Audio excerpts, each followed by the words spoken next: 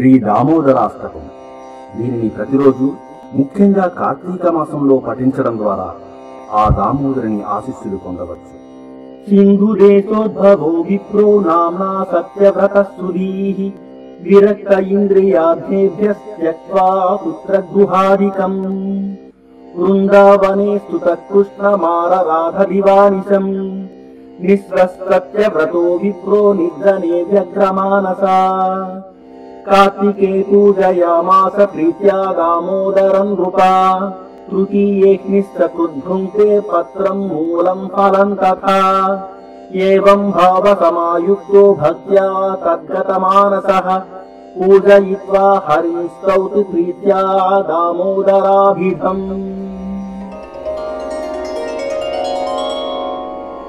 నమామీశ్వరం సచ్చిదానందరూపం లసత్కుండలం గోకులే భాజమానం యశోదాభియోలుఖలే ధావమానం పరామృష్టమత్యంతతో దూతగోప్యా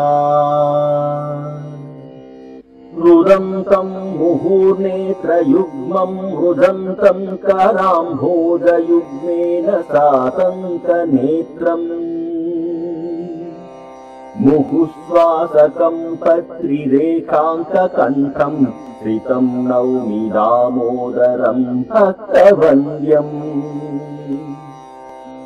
వరం దేవదేహి సమోక్షావధిం వా న చాన్యం వృణేహం వదేశాదపీహ ఇదం తే వపుర్నాథ గోపాల బాలం సదా మే మనస్యా విరస్తాం కిమన్యైః ఇదం తే ముఖాంభోజమత్యంతనీలైర్వృతం కుంతలై స్నిగ్ధవక్త్రైశ్చ గోప్యా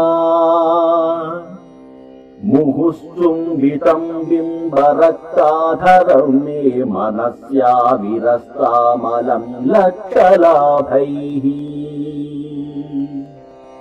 నమో దేవ దామోదరానంత విష్ణో ప్రసీద ప్రభో దుఃఖజాలాభిమగ్నం ఉపాదృష్టివృష్ట్యాతిదీనం చ రక్షా గుహానే సమామజ్ఞ మేవాచి దృశ్యం. కుబేరాత్మజౌ వృక్షమూర్తి చ యద్వత్వయామోచితౌ భక్తిభాజౌ కృతౌ చ తథా ప్రేమ భక్తిం స్వకాం మే ప్రయచ్ఛ నమోక్షే గుహో మేస్తి దామోదరీహ. నమస్తే సుధామ్నే స్ఫురద్దీప్తధామ్నే తథోరస్తవిశ్వస్య ధామ్నే నమస్తే. నమో రాధికాయై త్వదీయ ప్రియాయై నమో నంతలీలాయ దేవాయ తుభ్యం. సత్యవ్రతద్విజస్తోత్రం శ్రుత్వా దామోదరో హరిః విద్యుల్లీలా చమత్కారో హృదయే సనకైరభూత్.